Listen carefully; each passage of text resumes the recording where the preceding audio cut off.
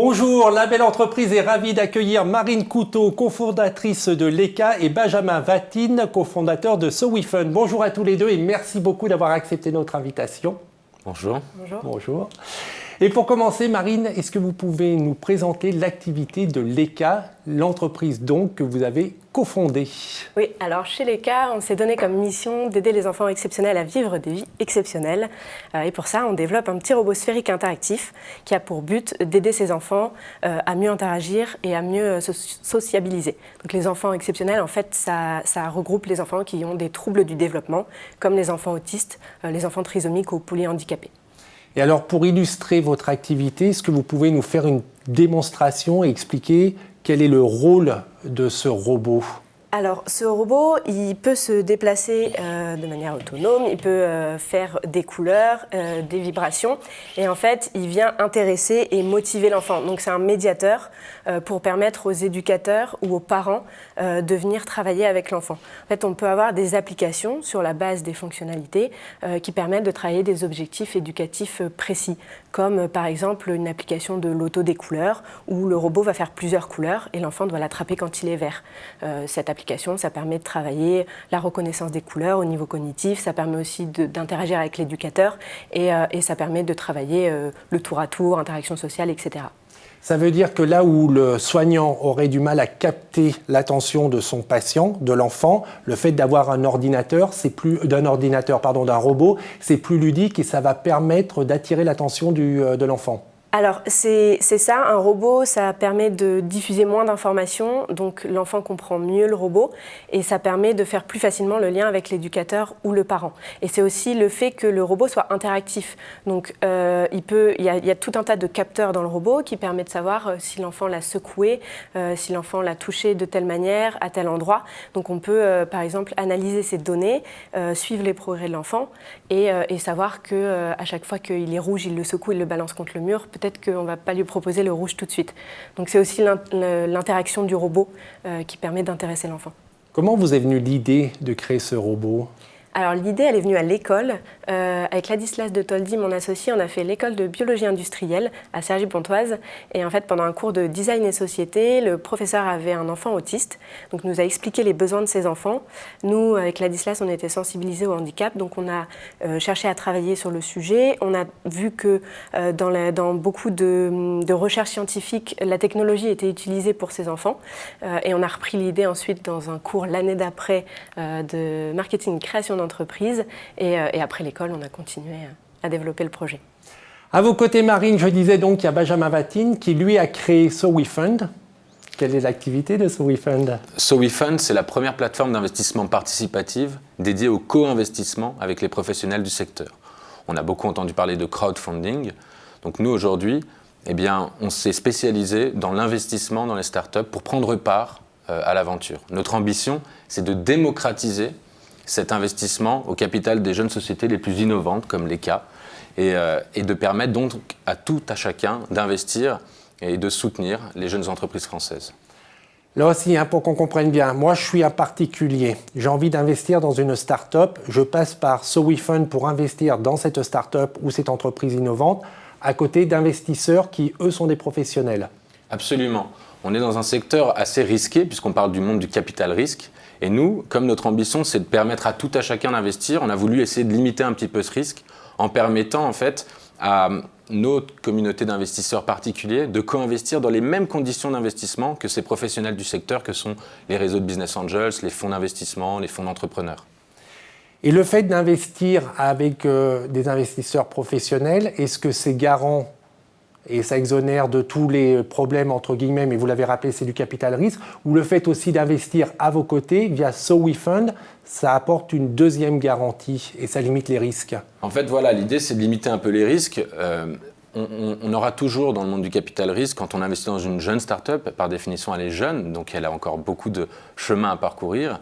Donc on aura un risque de perte totale ou partielle de son capital. On aura un risque d'illiquidité, puisqu'on n'est pas sur les marchés boursiers.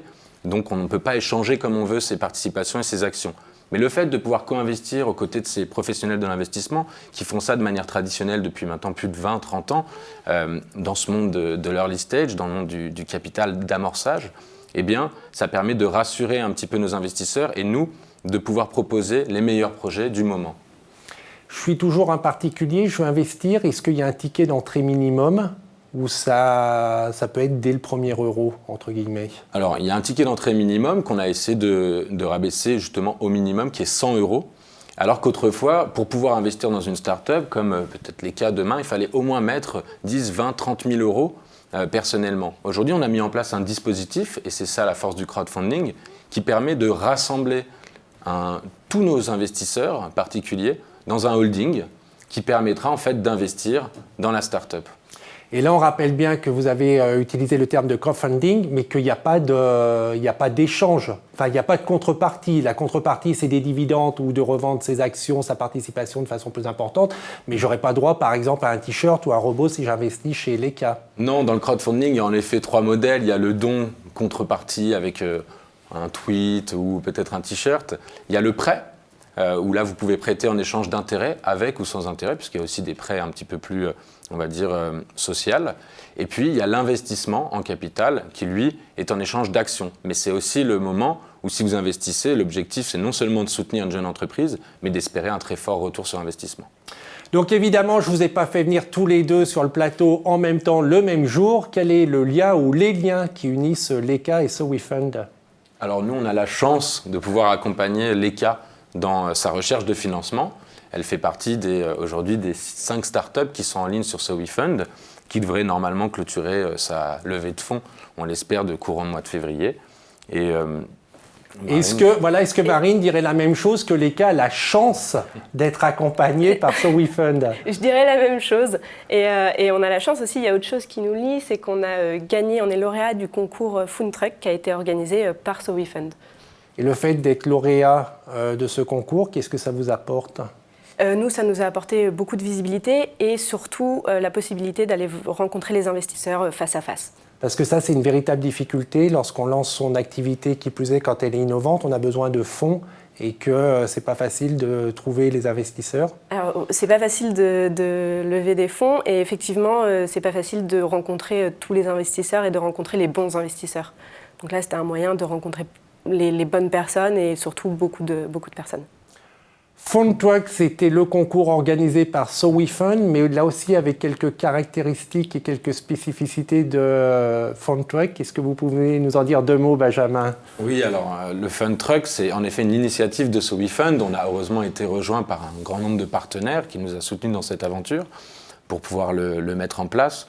Le Fundtruck, c'était quand même 150 participants qui ont postulé, qui étaient en recherche de financement, qui ont postulé pour pouvoir prétendre à être sélectionnés parmi ces 20 finalistes. Il y a eu 20 finalistes qui ont été sélectionnés, 15 par l'équipe de SoWeFund, 5 par le public, parce qu'on est encore dans un état d'esprit crowdfunding. Et ces 20 startups se sont disputées, on va dire. On fait un parcours, il y a eu 5 parcours dans les rues de Paris où ils ont pu présenter leur entreprise devant un parterre d'investisseurs de renommée, de business angels, de partenaires de l'écosystème. Et tout ça sur la place de la République, place de la Madeleine, dans des hauts lieux assez représentatifs de la finance ou de Paris.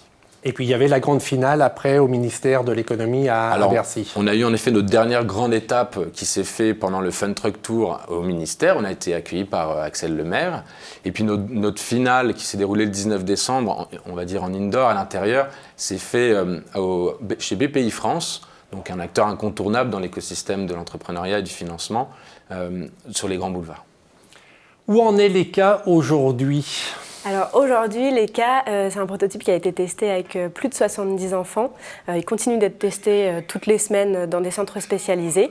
Et on a déjà 17 précommandes, plus d'une cinquantaine, alors 17 précommandes de centres spécialisés, enfin de professionnels, une cinquantaine de précommandes aussi de la part des parents. Et on est maintenant une équipe de 6 personnes avec des ingénieurs, des personnes qui s'occupent de la communication, marketing. Voilà. Les prochaines étapes, c'est de finaliser toutes les applications et puis de commercialiser, qu'on trouve peut-être ça un jour.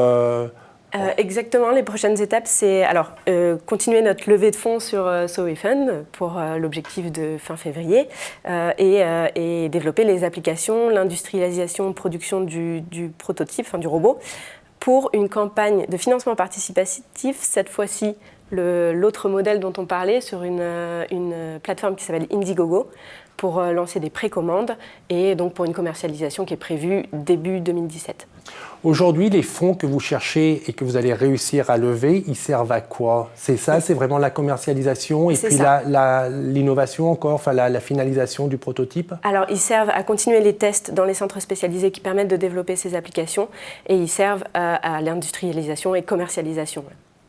Aujourd'hui, sur SoWeFund, vous avez déjà financé ou vous participez au financement ou à la levée de fonds de 8 startups, c'est ça? Voilà, on a financé l'année dernière, en 2015, 8 startups pour un montant global de 2,5 millions.